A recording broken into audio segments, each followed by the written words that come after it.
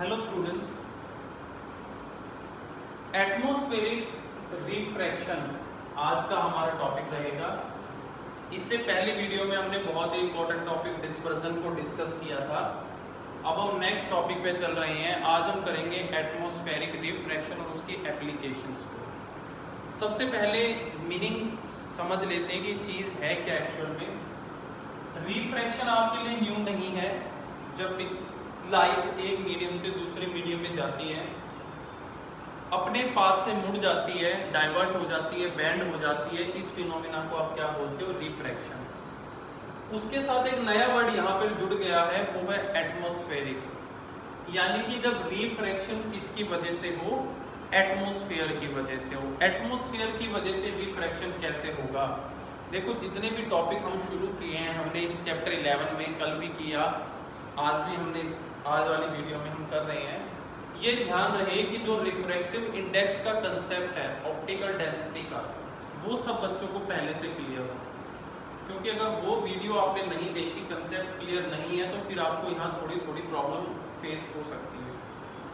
क्या कहता है एटमॉस्फेयर? एटमॉस्फेयर ये कहता है कि अगर ये आपके पास अर्थ है, तो अर्थ के सराउंडिंग में बड़ी सारी लेयर्स हैं, जो आपने बेसिक क्लासेस में पढ़ लिया, आइनोस्फेयर वगैरह जैसी लेयर आपने पढ़ी हुई है कि एनवल्प है अर्थ के सराउंडिंग में, जिसके अंदर बड़ी सारी लेयर है।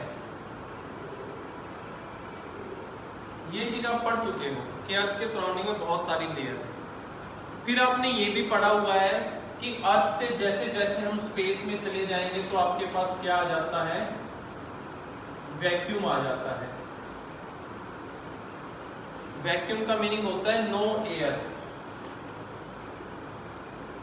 यानी कि यहां एयर नहीं है, लेकिन अर्थ पे बहुत ज्यादा एयर है। तो इसका मीनिंग ये हुआ कि यहां से जब हम अर्थ की तरफ आ रहे हैं, तो एयर की क्वांटिटी बढ़ती जा रही है। यहां बिल्कुल नहीं थी, यहां मैक्सिमम हो गई। तो इसका मीनिंग यहाँ थोड़ी, फिर और ज्यादा, फिर और ज्यादा, फिर और ज्यादा, इस तरीके से हो। ये बात क्लियर आपको? अभी जो एयर बढ़ती जा रही है, ये एयर क्या है? एयर का मीनिंग है कि ये एटमॉस्फेयर में पार्टिकल बढ़ते जा रहे हैं। तो इसका मीनिंग ये हुआ कि जो अपर लेयर थी उसमें पार्टिकल सबसे कम, उसके बाद पार्टिकल ज्यादा हुए, फिर और ज्यादा हुए, फिर और ज्यादा हुए, और लास्ट में अर्थ पे मैक्सिमम हो गए। और पार्टिकल ज्यादा हुए तो रिफ्रैक्टिव इंडेक्स आपको क्या बताता है? क्या ज्यादा हो गई? Optical density. तो यानी कि इसकी ऑप्टिकल डेंसिटी कम, इसकी और ज्यादा, इसकी और ज्यादा, फिर और ज्यादा, और फिर मैक्सिमम। तो अब हम फाइनल लाइन पे आ गए हैं। ऑप्टिकल डेंसिटी का मीनिंग है रिफ्रैक्टिव इंडेक्स। यानी कि यहाँ रिफ्रैक्टिव इंडेक्स सबसे कम, फिर बढ़ा, फिर और थोड़ा इंक्रीज हुआ, फिर इंक्रीज हुआ, फिर इंक्रीज हुआ, फिर मैक्सिमम। तो यानी कि जब हम बाहर से अंदर की तरफ आ रहे हैं, तो रिफ्रैक्टिव इंडेक्स की वैल्यू कंटिन्यू बढ़ती जा रही है। अब जब रिफ्रैक्टिव इंडेक्स की वैल्यू कंटिन्यू बढ़ रही है, तो इसका मीनिंग है जो इस लेयर में वैल्यू थी और जो इस लेयर में है, ये सेम नहीं है, इनमें चेंज है। जब दो लेयर के रिफ्रैक्टिव इंडेक्स चेंज है, तो एक की वैल्यू कम होगी और एक की क्या होगी? ज्यादा। कम वाले को आप बोलोगे रेयर, ज्यादा वाले को आप बोलोगे डेंसर। तो यानी कि लाइट जब दो लेयर में से पास कर रही है, तो एक लेयर में तो वो रेयर मीडियम की तरह बिहेव कर रही है, दूसरे लेयर को वो डेंसर मीडियम की तरह बिहेव कर रही है। तो इसका मीनिंग ये हुआ कि अगर इन दो लेयर की ही बात करूं, तो इसका रिफ्रैक्टिव इंडेक्स कम, तो ये रेयर, और ये क्या है? डेंसर। तो अगर लाइट आएगी, तो इन दोनों लेयर में से वो स्ट्रेट नहीं जा सकती, रेयर से डेंसर में पास करेगी, तो वो बैंड जरूर होगी, इधर उधर जाएगी। फिर अगली दो लेयर में इसका रिफ्रैक्टिव इंडेक्स इससे ज्यादा। इन दोनों की बात करूं तो ये रेयर और ये डेंसर। तो अब जब इसमें से आएगी, फिर वो कहीं ना कहीं बैंड होगी। इनकी बात करूं तो इसका रिफ्रैक्टिव इंडेक्स इन तीनों से ज्यादा, तो ये रेयर और फिर ये डेंसर, फिर वो बैंड होगी। और फाइनली जब अर्थ में आएगी, तो फिर ये रेयर और ये डेंसर, फिर वो बैंड होगी। तो हमने क्या देखा कि अर्थ का जो एटमॉस्फेयर है बाहर का, उसमें डिफरेंट लेयर्स हैं, सबके अंदर अलग अलग पार्टिकल हैं, सबकी ऑप्टिकल डेंसिटी अलग अलग है, जिसकी वजह से उनके रिफ्रैक्टिव इंडेक्स अलग अलग है। और उन रिफ्रैक्टिव इंडेक्स अलग होने की वजह से हर लेयर अपने आप में अलग मीडियम की तरह बिहेव कर रही है। और फिर ये आपने पढ़ रखा है कि लाइट जब डिफरेंट मीडियम में एंटर करती है तो वो अपने पाथ से मुड़ जाती है, जिसकी वजह से सनलाइट जो अर्थ पे पहुंचती है वो स्ट्रेट ना होके ऐसे इनमें से डेविएट होके आती है। और इसी डेविएशन को आप क्या बोलते हो? Atmospheric refraction. तो अगर आपको इस चीज क्लियर हो गई हो तो अब हम इसकी डेफिनेशन लिख लेते हैं। The refraction of light, the refraction of light caused by the earth atmosphere,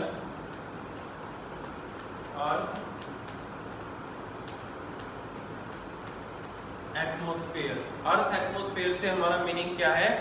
air layers, जो एयर की लेयर्स हैं, एयर लेयर्स विद डिफरेंट, क्या है डिफरेंट इनका? Optical densities, with different optical densities, या फिर कह सकते हो डिफरेंट रिफ्रैक्टिव इंडेक्स की वजह से जो रिफ्रैक्शन ऑफ लाइट हुई है उसी को आपने क्या नाम दिया? Is called atmospheric refraction. Atmospheric refraction, ये है हमारे पास एटमॉस्फेरिक रिफ्रैक्शन। अब हम एटमॉस्फेरिक रिफ्रैक्शन की एप्लीकेशंस करेंगे। 4 एप्लीकेशंस हैं हमारे पास एटमॉस्फेरिक रिफ्रैक्शन की, एक एक करके हम सबको डिस्कस करने वाले हैं। पहली एप्लीकेशन है हमारे पास twinkling of star.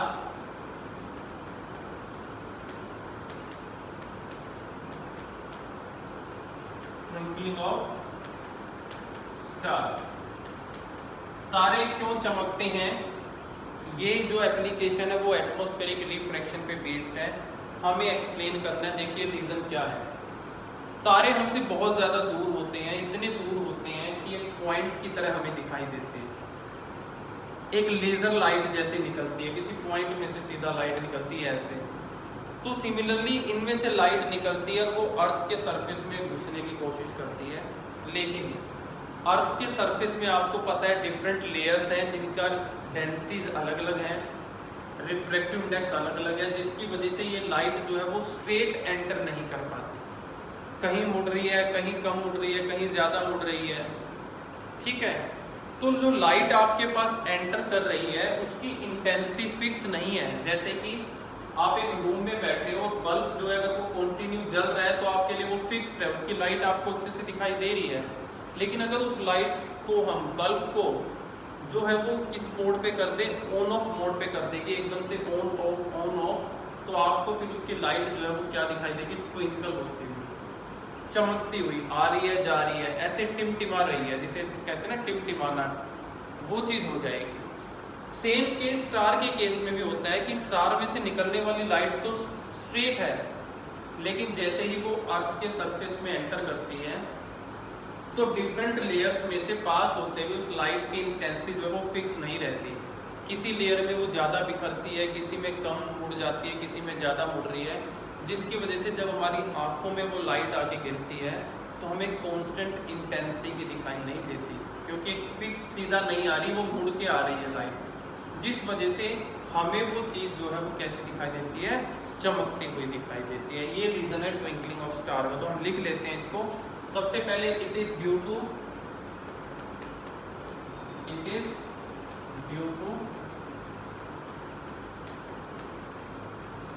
Atmospheric refraction, जिसकी वजह से है ये, जिसकी एप्लीकेशन है उसको सबसे फर्स्ट लाइन में आपको मेंशन करना है। किसका एटमॉस्फेरिक रिफ्रैक्शन है? Of stars light. स्टार की अपनी लाइट होती है, उसकी जो लाइट का रिफ्रैक्शन हुआ एटमॉस्फेयर की वजह से, वो जो है ट्विंकलिंग कहलाता है। The star light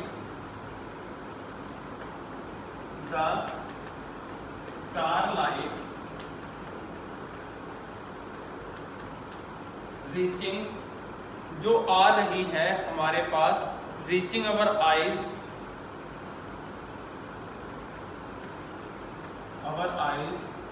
increases and decreases, increase और डिक्रीज होना कॉन्टिन्यूसली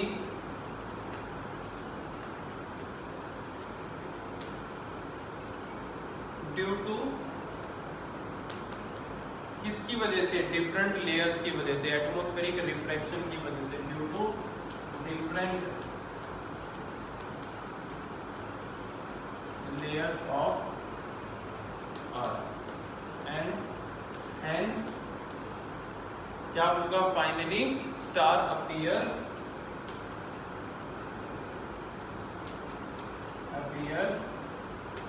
ट्विंकलिंग। देखिए जो स्टार लाइट हमारी आंखों में आती है वो कॉन्टिन्यूसली कम और ज्यादा इंटेंसिटी की है, कभी कम कभी ज्यादा, किसकी वजह से, अर्थ की लेयर में से पास होने की वजह से, इसलिए स्टार हमें कैसा दिखाई देता है, चमकता हुआ दिखाई देता है। फर्स्ट एप्लीकेशन अगर आ जाए तो आपको ये लाइनें रीजन में लिखनी है। दूसरी एप्लीकेशन है आपके पास प्लैनेट्स डू नॉट ट्विंकल, कि स्टार तो हमें चमकते हुए दिखाई देते हैं लेकिन प्लैनेट हमें चमकते हुए क्यों नहीं दिखाई देते, क्यों प्लैनेट क्यों नहीं टिमटिमाते। सिंपल सा रीजन मैं आपको बता देता हूँ। देखो स्टार हमसे बहुत ज्यादा दूर है, प्लैनेट हमारे बहुत पास है एज कंपेयर टू स्टार। तो स्टार इतनी दूर है कि स्टार एक पॉइंट सोर्स की तरह बिहेव करते हैं। हमने जैसे अभी डिस्कस किया कि ऐसे बिहेव करते हैं जैसे एक लेजर लाइट होती है, सीधी लाइट निकलती है स्टार में से, एक सिंगल रे ऑफ लाइट हमें आती हुई दिखाई देती है स्टार में से। लेकिन प्लैनेट हमारे पास है काफी, ये एक पॉइंट सोर्स की तरह काम नहीं करते, ये एक ऐसे सोर्स की तरह बिहेव करते हैं जिसमें बड़े सारे पार्टिकल्स हैं, जबकि स्टार अकेला एक पार्टिकल की तरह बिहेव करता है और प्लैनेट के अंदर बड़े सारे पार्टिकल्स आ जाते हैं। अब बड़े सारे पार्टिकल्स में कुछ पार्टिकल ऐसे होंगे जो लाइट को अपने में से रिफ्रैक्ट करके आगे भेजेंगे, तो कुछ ऐसे भी होंगे जो उसी लाइट को दोबारा उसी फॉर्म में ले आएंगे। तो जब इतने सारे पार्टिकल होते हैं तो हर कोई एक जैसे नेचर का तो नहीं होता। तो इस वजह से जो टोटल लाइट प्लैनेट में से बाहर आती है वो उसी सेम इंटेंसिटी की होती है जिस इंटेंसिटी की लाइट उसके अंदर एंटर करेगी, क्योंकि उसके अंदर के डिफरेंट पार्टिकल्स ने कुछ ने उसको रिफ्रैक्ट किया तो कुछ ने उसको सेव कर दिया, दोबारा से उसी फॉर्म में ले आए। इसलिए हम ये कहते हैं कि प्लैनेट जो है वो रिफ्रैक्ट नहीं करते। ठीक है, ये रीजन रहेगा। अब लिख लेते हैं, रीजन लिखना क्या इसका, लिखो as planet is very close to us, as planet is very close to us, planet हमारे बहुत ज्यादा क्लोज है as compare to star, so they are considered as, so they are considered as, इसलिए उनको कंसिडर किया गया है collection of very large number of point sources, consider as collection of very large number of point sources. अभी आपको बताया कि star को एक अकेला पॉइंट सोर्स माना जाता है, लेकिन प्लैनेट को हम कहते हैं कि वो बहुत ज्यादा ऐसे बहुत सारे पॉइंट सोर्सेज का कलेक्शन जो है वो माना गया है सोर्स ऑफ लाइट। पहला डिफरेंस तो यही आ गया इसके ट्विंकल ना होने का। कुछ पार्टिकल जो वेरिएशन पैदा करते हैं प्लैनेट पे लाइट की इंटेंसिटी में, कम ज्यादा करते हैं उसको, तो दूसरे उसको नलीफाई कर देते हैं। नलीफाई का मीनिंग है उसको नेग्लेक्ट करके सेम कर देते हैं। तो वो चीज हम लिखेंगे variation due to some particle, variations due to some particles, कुछ पार्टिकल्स ने जो वेरिएशन पैदा की, इंक्रीज और डिक्रीज कर दिया इंटेंसिटी को, पार्टिकल्स ऑफ प्लैनेट, वो वेरिएशन जो है नलीफाइड हो गई यानी कि खत्म हो गई, इज नलीफाइड, ये वर्ड का मीनिंग होता है खत्म कर देना, is nullified by other particle, दूसरे पार्टिकल्स ने उन वेरिएशन को खत्म कर दिया, अदर पार्टिकल्स। तो जो चांस थे ट्विंकल होने के वो यहीं पे खत्म हो गए। सो ऑन द होल, यानी कि कंप्लीटली अगर बात करी जाए, सो ऑन द होल, पूरे की अगर बात करी जाए तो फिर क्या आया कि ब्राइटनेस प्लैनेट की always remains same. So on the whole brightness of planet remains the same and hence it do not twinkle, इसलिए वो चमकता हुआ दिखाई नहीं देता। ये रीजन था आपके पास कि क्यों स्टार तो ट्विंकल है लेकिन प्लैनेट जो है वो ट्विंकल नहीं है आपके पास, वो नहीं चमकते। तीसरी एप्लीकेशन जो है हमारे पास, देखिए 4 एप्लीकेशन थी, चारों इंपॉर्टेंट एप्लीकेशन है। एग्जाम में आपसे इन चारों में से एक क्वेश्चन कोई ना कोई आपसे श्योरली पूछा जाएगा, रीजन आपसे। तीसरी एप्लीकेशन है star seems higher, star seems higher, ऊंचे दिखाई देते हैं, then they actually are, then they actually are. Reality में वो जहां है उससे ज्यादा जो है आपको ऊंचाई पे दिखाई देते हैं। इसका रीजन बताना, देखो रीजन क्या है, सिंपल सा जो रीजन मैं बता देता हूं। हमारी जो लाइन ऑफ साइट है, जो देखने का नजरिया है, वो बिल्कुल सीधा है, स्ट्रेट। होता क्या है, ये अर्थ है, ये अर्थ के आसपास का एटमॉस्फेयर है जिसमें डिफरेंट लेयर सामने पड़ी है। स्टार यहां होता है, स्टार में से लाइट निकलती है, डिफरेंट लेयर्स में बैंड होती हुई यहां आके इस पॉइंट पे हमारी आंखों में गिरती है। ये हमें पता है एटमॉस्फेरिक रिफ्लेक्शन है। अब हमारी लाइन ऑफ स्ट्रेट सीधी, अगर हम ऐसे देख रहे हैं तो हमें सीधा ही दिखाई देता है, हर चीज सामने से दिखाई देती है। तो हमें वो चीज जो हमारी आंखों में लाइट यहाँ से आई, तो हमें वो चीज कहाँ दिखाई दी, यहाँ दिखाई दी। हमने ये नहीं पता कि वो लाइट कैसे मुड़ती हुई है, हमें तो जो चीज दिखाई दे रही है तो वो सीधे से दिखाई दे रही है। ये रीजन है कि स्टार एक्चुअल में जो यहाँ है वो हमें कहाँ दिखाई देता है, हायर दिखाई देता है, क्योंकि हमारी लाइन ऑफ साइट जो है वो स्ट्रेट है और लाइट जो है वो कैसे आ रही है, डिफरेंट लेयर में से रिफ्लेक्ट करते हुए आ रही है। तो हम इसका आंसर लिखेंगे due to atmospheric refraction, atmospheric refractions की वजह से star seems to be higher in the sky, star seems to B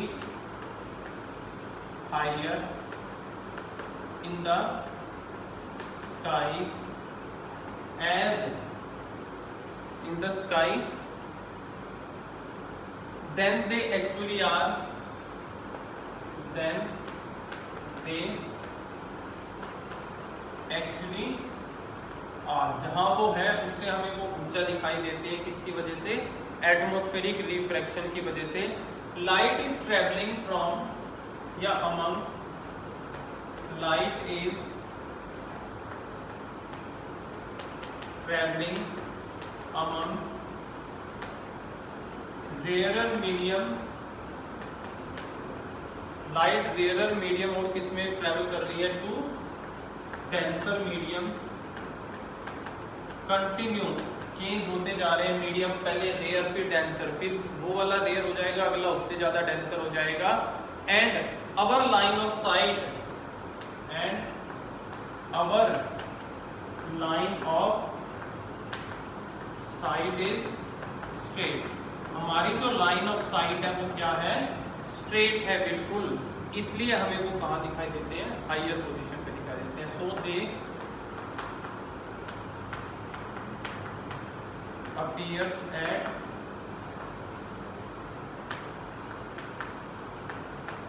higher position, इसलिए वो हमें क्या दिखाई देते हैं, हायर पोजीशन पर दिखाई देते हैं। ये रीजन है। कि वो यहाँ है, लेकिन लाइट को बड़े सारे लेयर्स में से डेंसर लेयर की तरह बिहेव करते हैं मीडियम, लाइट रिफ्लेक्ट होकर आंखों में आती है, हमारी लाइन ऑफ साइट स्ट्रेट है तो हमें वो यहाँ दिखाई देता है। ये है थर्ड रीज़न कि स्टार इतनी हाइट पे हमें क्यों दिखाई देते हैं, ऊंचे क्यों दिखाई देते हैं। Last and very important application हम करने जा रहे हैं, फोर्थ एप्लीकेशन है इस टॉपिक का, लास्ट पार्ट पे आ गए हैं हम, वो है advance sunrise and delayed sunset. Fourth है advance sunrise and delayed sunset. इसका मीनिंग है कि सन का उगने से पहले दिखाई देना और ढलने के बाद तक दिखाई देते रहना, ऐसा रियलिटी में होता है। और जो टाइम डिफरेंस है मैं आपको बता देता हूँ, वो 2 मिनट का होता है। कहने का मीनिंग ये हुआ कि सनराइज होने से 2 मिनट पहले ही सन हमें दिखाई देना शुरू हो जाता है और सनसेट होने के 2 मिनट बाद तक दिखाई देता है, जबकि सनसेट हो चुका होता है। ये जो 2 मिनट एडवांस में दिखाई देना और 2 मिनट बाद तक दिखाई देना, इसी का हमें रीज़न पूछा गया है। तो सबसे पहले तो मैं आपको एक्सप्लेन कर देता हूँ, फिर लिखने का काम कर लेंगे इसमें। ये है अर्थ और ये है होरिजन। होरिजन वो लाइन है जिससे ऊपर आने पर सन हमें दिखाई देता है और जिससे नीचे जाने के बाद सन सेट हो जाता है। जब सन यहाँ होता है तो आपको ये भी पता है कि अर्थ के चारों तरफ जो है वो लेयर्स हैं हमारे पास, डिफरेंट पार्टिकल्स की बड़ी सारी।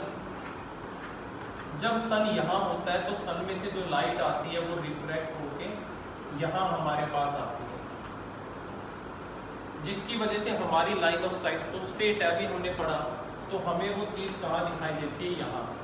अभी सन होरिजन से ऊपर आया भी नहीं कि हमें वो यहाँ दिखाई देना शुरू होता है। ये जो डिस्टेंस है इसमें टाइम गैप 2 मिनट का होता है। 2 मिनट लगते हैं सन को यहाँ से यहाँ तक आने में, लेकिन उससे पहले ही हमें वो दिखाई दे जाता है। सिमिलरली जब सन आफ्टर सनसेट यहाँ होता है तो भी सन की रेज की जो लाइट होती है डिफरेंट, वो यहाँ आती है और हमें वो सन कहाँ दिखाई देता है, यहाँ दिखाई देता है। सेम रीजन स्टार वन कि जब वो ओरिजिन से बिलो होता है तब हमें वो वहाँ दिखाई देना शुरू हो जाता है। 2 मिनट का गैप होता है, 2 मिनट पहले, और ऐसे ही ढलने के बाद भी हमें वो दिखाई देता रहता है। ये है हमारे पास जो एक्चुअलिटी है। किस वजह से हो रहा है सब चीज़? एटमॉस्फेरिक रिफ्रैक्शन की वजह से और हमारी स्ट्रेट लाइन ऑफ साइट की वजह से। तो हम लिखेंगे अब when sun is slightly below the horizon, when sun is slightly below the horizon, जब सन स्लाइटली बिलो होता है ओरिजिन के, then the sun's light coming from, then the sun's light coming from, कहाँ से कहाँ, from rarer medium to denser medium, layers में से जब पास करती है to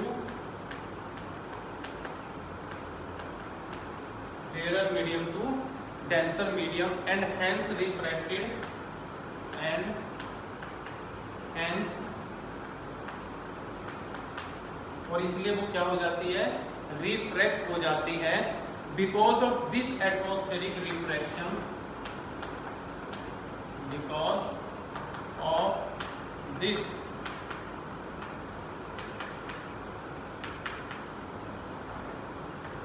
एटमॉस्फेरिक रिफ्रैक्शन, क्या दिखाई देता है आपको, सन जो है वो appears to be raised above, हमें वो थोड़ा सा ऊपर उठा दिखाई देता है। The sun appears to be, the sun appears to be raised above, वो ऊपर की तरफ उठा देना हमें शुरू हो जाता है above तक, इसके ऊपर होरिजन से वो हमें उठा हुआ दिखाई देता है, इसलिए हम पहले देख पाते हैं। और ये जो टाइम डिफरेंस होता है वो भी लिख देता हूँ मैं, this time difference is of